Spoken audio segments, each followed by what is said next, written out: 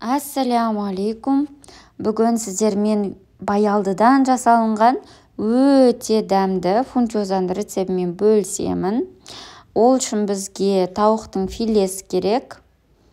Жұқалап, ұзынша етіп турап аламыз.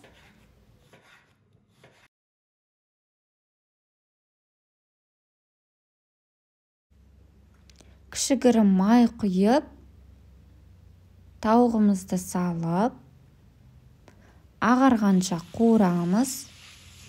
Ұзақ қайнатып пісірудің қажеті жоқ, өте тез піседі. Мінекей осы ағарғаннан кейін суы тартыла бастайды. Сол кезде паприка қосамыз. Тұз қосамыз. Жақсылап 1-2 минут қуырамыз да оттан аламыз.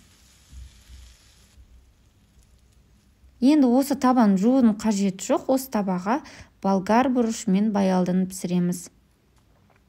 Болгар бұрышын ұзынша етіп турап аламыз.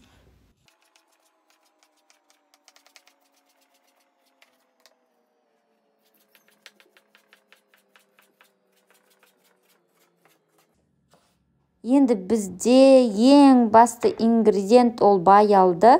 Баялдыны тағы да ұзынша етіп турап аламыз. Өте жұқа қылып турамаңыздар, езіліп кетеді.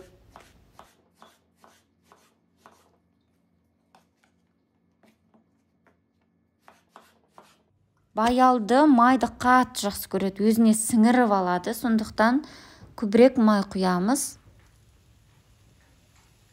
Одан кейін баялдымызды қуырамыз. Мінекей осы кішкене қоңырқай түске енгеннен кейін болгар бұрышын қосып, тағы да 1-2 минуттай қуырып аламыз. Тұз себеміз дәміне қарай.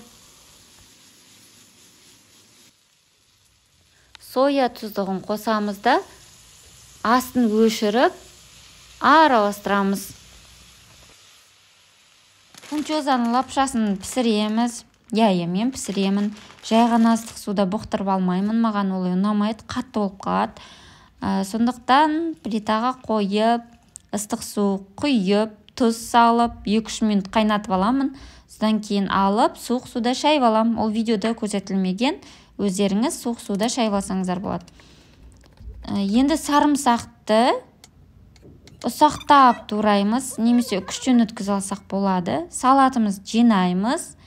Фунчозаның лапшасын салқын суда шайып алдық, соны саламыз. Тауық етін, қуырылған болгар бұрышымен баялдыны, сарымсақ қосамыз. Дәмі одан сайын керемет болу үшін міндетті түрде кинзаны турап қосамыз.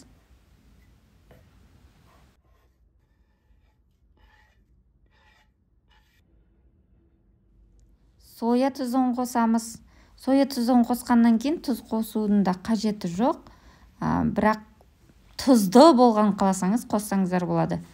Жақсылап тұрып араластырамыз. Енді бұл салатта соя тұздығы көбірек болғандықтан біздің салатымыздың түсі осындай болады.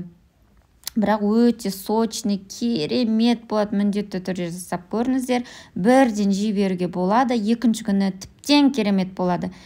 Ал сіздермен болған Балжан Канафина, лүпіл басып, пікір қалдыруды ұмытпаңыздар. Келесі кездескенше.